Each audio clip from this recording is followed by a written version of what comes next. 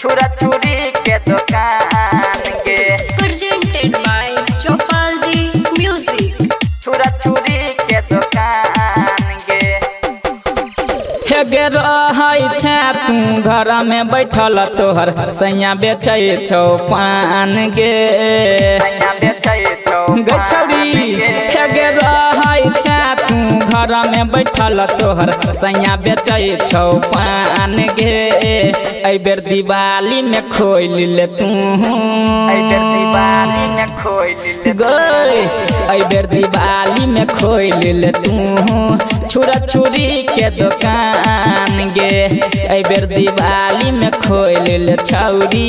दीपक के दुकान गे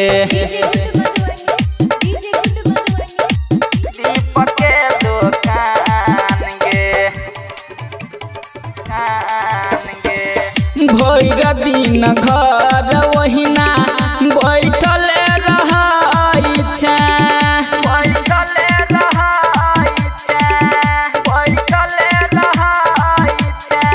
लागलिया पाता रोज तू सौस से लड़ाई छै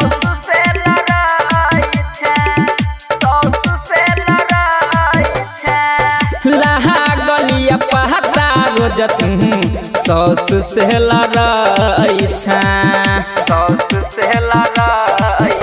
गे सैया कह छो तोहर हमारा से देखही करे नहीं छै कुछ काम गे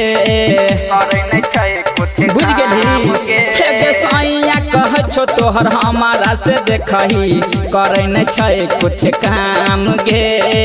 ऐ बेर दिवाली में खोल ले तू ऐ बेर दिवाली में खोल ले गे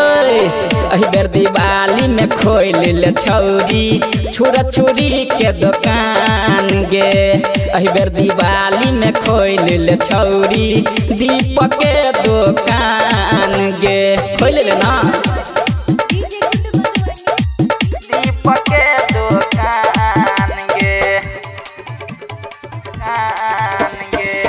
दोनों जन मिल के लई है पैसा कमा के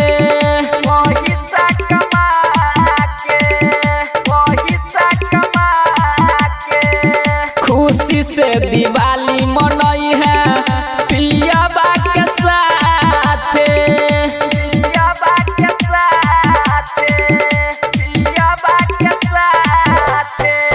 खुशी से दिवाली मनई है पिया बा के साथ गे अजय अकेला उमें सा उजाला के बात लेना मान गे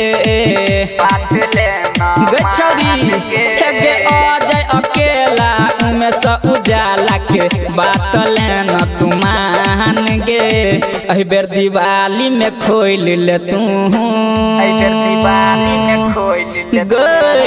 ऐ बेर दिवाली में खोल ले छौरी छुरा छुरी के दुकान गे ऐ बेर दिवाली में खोल ले छौरी दीपक के दुकान गे खोल ले ना presented by चौपाल जी म्यूजिक।